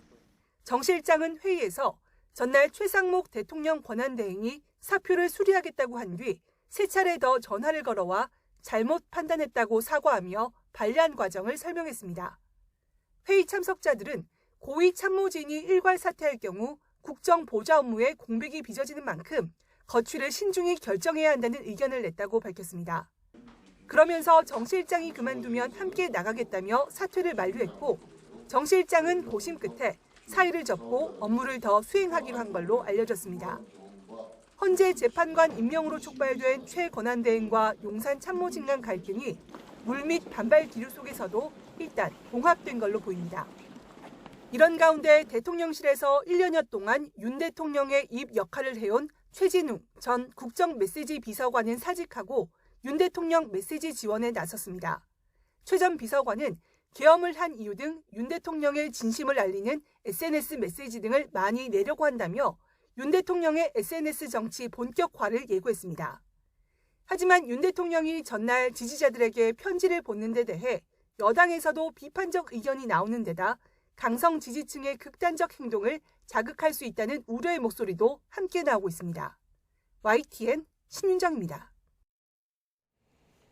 헌법재판소가 8인 체제를 갖추었지만 재판관 공석이 여전히 채워지지 않았다며 조속한 임명을 촉구하고 나섰습니다.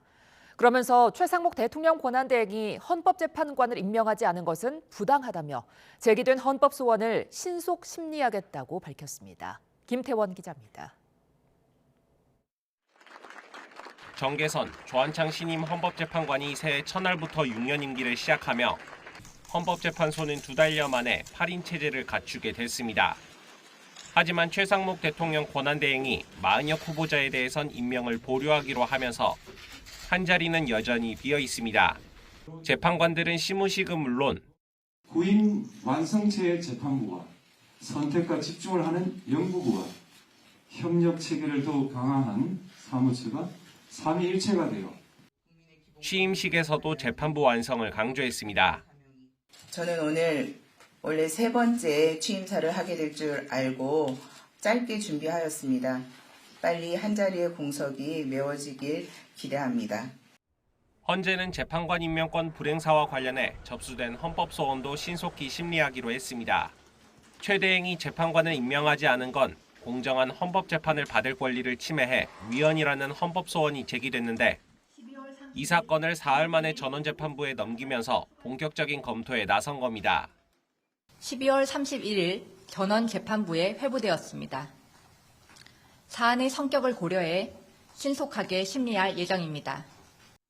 하루빨리 완전체로 돌아가 심리에 속도를 내겠다는 의지가 엿보이는데 헌재는 윤 대통령 측이 법원의 체포영장 발부에 불복해 청구한 권한쟁의 심판과 효력정지 가처분 신청에 대해서도 배당 절차를 마무리하는 대로 적법 요건 검토를 포함한 사건 검토에 착수할 예정이라고 설명했습니다. YTN 김태원입니다. 헌법재판소가 내일 오후 2시 윤석열 대통령 탄핵 사건의 2번째 변론 준비기일을 진행합니다. 피청구인이 출석할 의무는 없는 만큼 윤 대통령이 직접 법정에 나오지는 않을 전망입니다. 이번 기일에서는 윤 대통령 측이 탄핵소추안에 담긴 탄핵 사유들과 여러 쟁점에 대한 입장을 밝힐 걸로 보입니다. 내일 오후 열리는 윤석열 대통령 탄핵 심판 2번째 변론 준비기일 온라인 방청 신청에 2,500여 명이 몰렸습니다. 헌법재판소는 9명을 추첨하는 2차 변론 준비기일 온라인 방청에 2,534명이 신청했다며 경쟁률은 281.5대 1을 기록했다고 밝혔습니다. 여야는 최상목 대통령 권한대행이 헌법재판관 일부만 임명한 것에 불만을 표하면서도 확전은 자제하고 있습니다. 여당은 추가 언급을 삼가며 국정 안정에 방점을 찍었고 야당은 여전히 비판을 이어가면서도 탄핵 추진은 두고 보겠다며 공세 수위를 낮췄습니다. 김다연 기자입니다. 국민의힘 새해 첫 지도부 회의는 국정 안정 메시지에 초점이 맞춰졌고 헌법재판관 임명 논란을 거론하는 공개 언급은 없었습니다. 국가 애도 기간 속 정쟁으로 보일 여지가 있는 발언은 자제하자는 취지입니다. 지금 가장 시급히 해야 할 것은 국정을 안정시키는 일입니다. 집권 여당으로서 정부와 긴밀히 협력하며 민생 경제를 회복시키는 데 모든 역량을 쏟겠습니다. 대통령 권한 대행은 임명권이 없고 야당의 탄핵 협박이 먹힌다는 인식을 준 거란 당내 불만은 여전합니다. 다만 조기 대선이 불가피하다는 일각의 암묵적 공감대 속 이미 손을 떠난 문제로 국정 혼란을 부추기는 듯한 모습은 삼가련 기류로 읽힙니다. 만족할 수는 없는 그런 유감 표현도 하셨던 걸로 알고 있고 국가적인 상황에서는 저는 최악의 상황을 피했다라고 생각합니다. 반면 민주당은 최상목 권한대행이 3명 모두를 임명하지 않은 건 국회를 무시한 위헌 행위라며 일단 공개 압박을 이어갔습니다. 국회가 선출한 헌법재판관 3명에 대한 선별적으로 임명을 거부한 것은 명백한 상권 분립 침해이자 위헌 행위입니다. 국회가 추천한 인물을 선별적으로 임명하는 건 괴상한 전례로 남을 거라는 개별 의원들의 비판도 잇따랐습니다. 하지만 국정 안정을 위해 최대행 탄핵 카드는 잠시 넣어두겠다는 계획으로 내부적으로는 어쨌든 2명은 임명됐으니 문제를 더 키우지 말자는 의도도 엿보입니다. 국정 안정과 국정의 정상화라고 하는 필요한 부분이 있기 때문에 저는 지금 시점에서는 많은 인내가 필요하다고 보고 있습니다. 우원식 국회의장은 최대 행위, 나머지 1명, 마은혁 후보자도 즉시 임명해야 한다는 뜻을 굽히지 않으면서도 차질 없는 탄핵 심판을 당부했습니다. 여야 모두 헌법재판관 임명 문제, 더 이상의 논쟁은 소모적이라고 보는 분위기입니다. 대신 여당은 이재명 대표 재판 리스크 부각에, 민주당은 윤 대통령 부부 특검 공세에 열을 올리고 있습니다. YTN 김다연입니다. 비상계엄으로 촉발된 정치, 사회적 혼란이 거듭되는 가운데 정당과 정치인에 대한 테러 협박이 이어지고 있습니다. 국민의힘 당사와 의원 사무실에 폭발물을 설치했다는 신고가 접수됐고 최상목 대통령 권한대행에 대한 살해 협박글이 올라와 경찰이 수사 중입니다. 장하영 기자입니다. 경찰 특공대와 폭발물 탐지견이 서울 여의도 국민의힘 당사 곳곳을 수색합니다. 당사에 폭발물을 설치했다는 협박 팩스 때문입니다. 발신자로 일본인 변호사 이름을 도용했는데 비슷한 방식의 협박이 며칠째 이어지고 있습니다. 국민의힘 권성동 원내대표의 강릉 사무실에 폭발물을 이미 설치했다는 팩스가 들어왔고 사흘 전에는 제주항공 참사가 자신들 소행이라며 한밤 한국 도심 여러 지역에 고성능 폭탄이 터질 거란 예고 이메일이 법무부에 도착했습니다. 재작년 8월 국내 주요 기관과 더불어민주당 이재명 대표에 대한 폭발물 테러 협박 사건도 일본인 변호사의 명의로 발신됐었습니다. 경찰은 국민의힘과 권성동 원내대표 사무실 등에 대한 대대적인 수색을 펼쳤지만 위험 물질은 발견되지 않았다며 폭발물 설치 여부와 상관없이 팩스를 보낸 인물을 추적하겠다고 밝혔습니다. 한편 온라인 커뮤니티에는 최상목 대통령 권한대행에게 흉기를 휘두르겠다는 글이 올라왔습니다. 부산에 사는 인터넷 이용자가 게시글을 제일 먼저 신고해 부산에서 수사를 시작했는데 작성자 신원은 아직 파악하지 못했습니다. 앞서 지난해 12월 27일에는 한덕수 당시 대통령 권한대행을 탄핵하면 더불어민주당 당사를 폭파하겠다고 인터넷 기사에 댓글을 단 60대가 경찰에 붙잡히기도 했습니다. YTN 장하영입니다. 윤석열 대통령 내란 혐의 수사에 속도가 붙는 가운데 국민의힘은 민주당 이재명 대표 재판을 신속히 진행해야 한다고 사법부를 압박했습니다. 민주당은 최상목 대통령 권한대행이 국회로 돌려보낸 내란 특검법 재표결을 신속히 추진한다는 방침입니다. 나혜인 기자입니다. 국민의힘은 사법부가 대통령 체포영장 심사는 신속히 하면서 민주당 이재명 대표 재판을 지연시키는 건 공정하지 않다고 주장했습니다. 특히 1심에서 의원직 상실형이 선고된 선거법 위반 사건은 석 달 안에 항소심을 마치도록 규정돼 있다며 법정 기한을 지켜야 한다고 강조했습니다. 6개월 안에 끝났어야 할 공직선거법 1심 재판을 무려 2년 2개월 만에 마쳤습니다. 2심 판결은 반드시 2월 15일 안에 나와야 합니다. 여당이 다시 이 대표 재판을 부각하고 나선 건 헌법재판관이 일부 충원돼 대통령 탄핵 심판에 속도가 붙는 상황과 무관치 않다는 해석이 나옵니다. 조기 대선이 현실화할 가능성에 대비해 반 이재명 전선으로 지지층 결집을 노리는 전략이란 겁니다. 지금 대한민국은 이재명이냐 탈 이재명이냐의 싸움을 벌이고 있습니다. 이에 맞서 야당은 국민의힘을 내란 동조 정당으로 규정하는 데 주력하고 있습니다.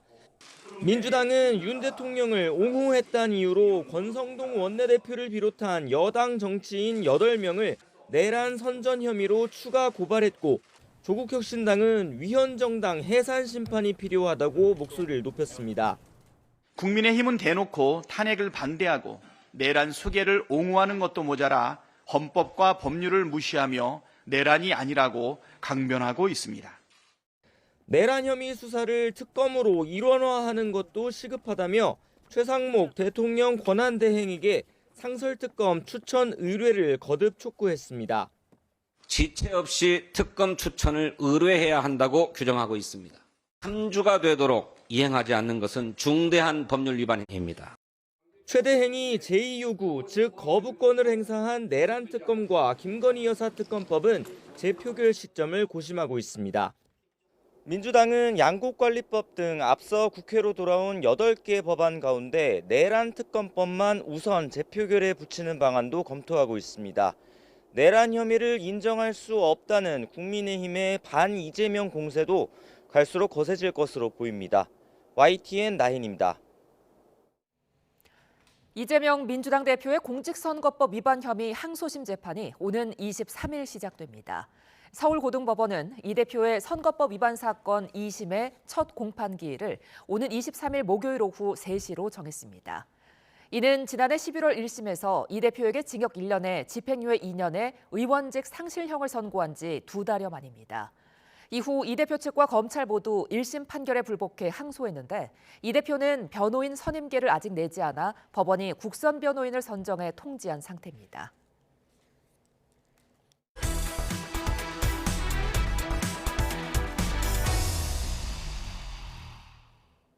경찰이 제주항공 여객기 참사에 대한 강제 수사에 들어갔습니다. 사고 원인과 책임 규명에 필요한 단서를 확보할 수 있을지 주목됩니다. 오선열 기자입니다. 경찰이 들이닥친 무안공항 2층 사무실입니다. 공항 관계자는 조직도를 떼어내고 보안 요원들이 출입문을 둘러싼 가운데 경찰이 증거 확보에 나섰습니다. 문 좀 열어보라고. 어떤 물품? 같은 건물 3층의 부산지방항공청 무안출장소와 제주항공 서울사무소에도 압수수색이 진행됐습니다. 경찰은 압수수색을 벌인 세 곳에서 여객기 정비와 공항시설, CCTV 등 관련된 자료를 확보한 것으로 알려졌습니다. 콘크리트 둔덕 설치한 거 관련해서 자료 확보하셨을까요? 현재까지 입건된 수사 대상자는 없지만 업무상 과실치사상 혐의로 영장이 발부됐습니다. 경찰은 이번 압수수색에 수사관 30여 명을 투입했습니다. 제주항공 여객기 사고 이후 동시다발적인 강제 수사는 처음입니다. 경찰은 착륙장치 등 기체 결함 여부와 공항관리 피해를 키운 원인으로 지목된 방위각 시설, 로컬라이저 등 구조물 설치 적법성 여부를 밝히는 데 수사력을 모으고 있습니다. 공항 시설 관련된 공항에서 하는 거고, 그다음에 항공청 출장소도 거기도 분명히 관제나 이런 부분 관련이 있으니까 당연히 다 봐야겠죠. 항공기 운행, 정비, 시설 관련된 기록들, 서류들 그거를 확보하기 위해서. 국토교통부 항공철도 사고조사위원회가 블랙박스 분석 등에 나선 가운데 경찰은 책임자들에 대한 과실이나 위법 행위가 있었는지 수사에 초점을 맞출 것으로 보입니다. YTN 오선일입니다. 제주항공 여객기 참사 수사로 제주항공 대표이사 등의 출국이 금지됐습니다. 전남경찰청은 지난달 31일 제주항공 김희배 대표이사와 또 다른 고위 관계자 1명에 대해 출국 금지 조치가 내려졌다고 밝혔습니다. 경찰은 이들이 아직 입건 전이지만 이번 사건을 수사하기 위한 주요 참고인이라고 판단했다고 설명했습니다. 제주항공 여객기 참사의 피해를 키운 원인으로 지목되는 로컬라이저 구조물의 설계와 승인 책임 소재 논란이 불거지고 있습니다. 이런 가운데 음성 기록 블랙박스에서 추출한 정보로 음성 파일이 완성돼 경위 조사에 속도가 붙고 있습니다. 김기봉 기자입니다. 흙 속에 촘촘히 설치된 콘크리트 기둥에 육중한 상판까지 얹혀진 무안공항의 로컬라이저 구조물. 잠재적인 큰 위험의 콘크리트 구조물을 2번이나 만든 데 대한 책임론이 떠오르고 있습니다. 1999년 착공한 최초 시설에 대해서는 발주와 시공, 승인 과정의 진상조사가 진행 중입니다. 콘크리트 상판을 얹은 2023년 개량 공사는 한국공항공사 발주, 부산지방항공청 승인인데 국토부는 공항공사가 발주 당시 부러지기 쉬운 시설을 주문했다고 말했습니다.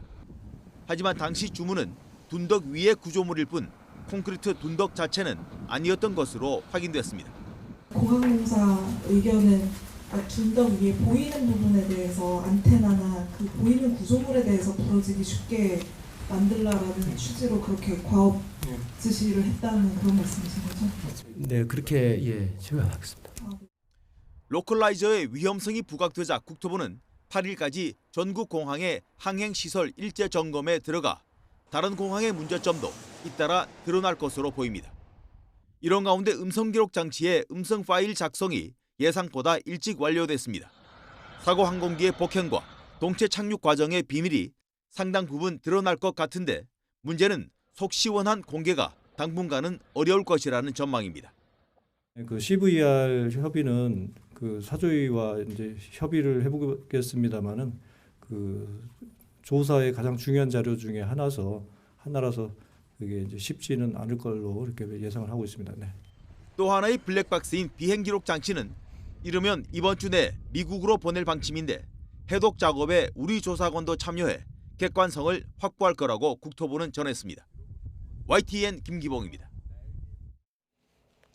제주항공 여객기 참사 희생자들의 유류품 200여 점이 유가족에게 인도됐습니다. 희생자가 공항에 주차해둔 차량에 대한 유가족 인도도 검토하고 있습니다. 김기수 기자입니다. 군인들이 한 줄로 서서 수색 작업을 벌입니다.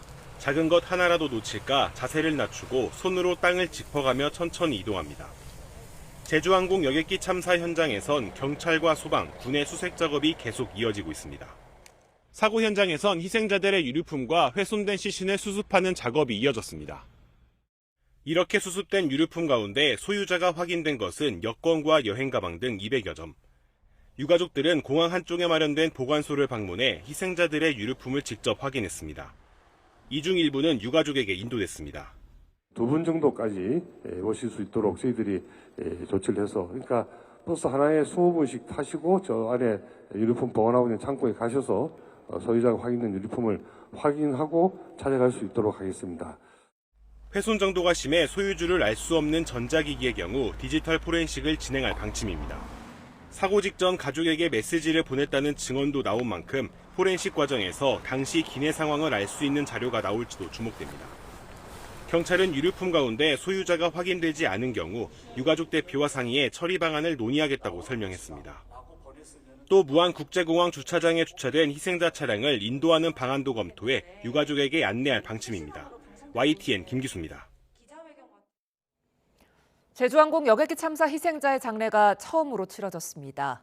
신원이 모두 확인되면서 시신 인도가 속속 이루어지고 있습니다. 김범원 기자입니다. 어둠이 채 가시지 않은 광주광역시의 장례식장. 제주항공 여객기 사고로 희생된 60대 A씨의 발인 예식이 열렸습니다. 인생 살다가 죽음이 눈 같으나 오직 내 꿈은 참되리라. A씨는 늘 가족과 주변을 챙기던 독실한 기독교 신자였습니다. 사랑하는 아내를 위해서 또 가족을 위해서 날마다 새벽을 깨워 기도했던 고인이셨습니다. 고 안수 집사님의 손을 예수님께서 꼭 붙잡아 주심을 믿고 태국인 희생자 2명 가운데 1명의 장례식도 엄숙하게 치러졌습니다. 40대 여성 B씨는 태국에 있는 고향에 다녀오다가 참변을 당했습니다. B씨는 귀국 전 마을 상조회 비용으로 쓰라며 한국 돈으로 40여만 원을 아버지에게 건넨 것으로 알려졌습니다. 평상시 하던 대로 그대로 금방 올 줄 알고 마지막일 거라고 생각도 못했죠. 제주항공 여객기 사고 희생자 179명 가운데 광주 시민은 절반에 가까운 80여 명, 광주광역시는 유족들의 요청에 따라 가족이나 동료들과 함께 참배를 당한 희생자들을 위해 별도의 봉환 공간을 마련했습니다. 희생자들의 시신이 유족들에게 속속 인도되면서 개별 장례식도 본격화하고 있습니다. YTN 김범환입니다. 제주항공 여객기 참사 희생자 가족 대표단이 오는 4일 문을 닫는 전국 합동 분향소를 연장 운영해달라고 정부에 요청했습니다. 대표단은 오늘 무안국제공항에서 기자회견을 열어 유족 시신 확인 이후 장례를 치르기까지 긴 시간 동안 가족의 고호함을 채우려면 분향소 연장 운영이 꼭 필요하다고 설명했습니다. 그러면서 다른 지역의 분향소를 철거하더라도 광주 전남 지역 분향소는 희생자들의 49제까지만이라도 운영할 수 있게 해달라고 요청했습니다. 검찰이 제주항공 여객기 사고와 관련해 온라인에서 이루어지는 허위사실 유포 등에 대해 무관용 원칙으로 대응하겠다고 밝혔습니다.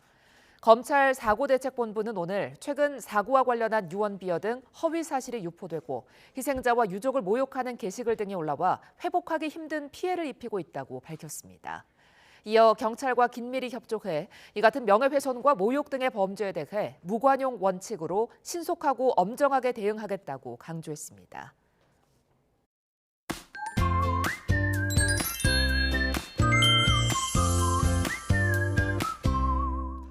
밤사이 찬바람이 더욱 강해지겠습니다. 이에 따라 내일은 다시 강추위가 기승을 부리겠는데요. 경기 북동부와 강원 지역에 한파특보가 내려진 가운데 내일 철원 아침 기온이 영하 12도까지 떨어지겠고요. 서울과 대전도 영하 5도까지 내려가는 가운데 체감온도는 이보다 3도가량 더 낮아지겠습니다. 낮 기온도 서울 3도, 광주 4도, 대구 5도에 머물겠고 찬바람에 몸으로 느껴지는 추위는 이보다 더하겠습니다. 추위 속에 전북 서해안과 제주도에는 내일 새벽부터 약한 눈비가 내리겠습니다. 제주도에는 오전까지, 전북 서해안에는 오후까지 이어지겠고요. 전북과 충남 내륙에도 빗방울이 떨어지거나 눈이 날리는 가운데 늦은 오후부터는 충남 서해안으로도 비나 눈이 확대하겠습니다. 그 밖의 지역은 대체로 맑은 날씨가 이어지면서 건조함이 더 심해지겠습니다. 네, 특히 동해안을 중심으로 대기가 무척 건조한 상황인데요. 여기에 바람까지 강하게 부는 만큼 화재 사고에 각별히 주의해 주시기 바랍니다. 일요일부터 추위는 주춤하겠지만 서쪽 지방을 중심으로 눈비가 내리겠고요. 중서부와 제주도는 월요일까지 이어지겠습니다. 요즘 기온 변화가 무척 크게 나고 있습니다. 이에 따라 면역력이 떨어지면서 감기에 걸리는 분들도 많을 텐데요. 틈틈이 운동과 반신욕을 하면 면역력을 높이는 데 도움이 되고요. 모과나 생강차 등 따뜻한 차를 마시는 것도 좋습니다. 그리고 스트레스를 줄이도록 노력하고 숙면을 취하는 것도 도움이 되겠습니다. 날씨 캔버스의 김수연, 고은재였습니다. 뉴스 플러스 마칩니다. 시청해주신 여러분 고맙습니다.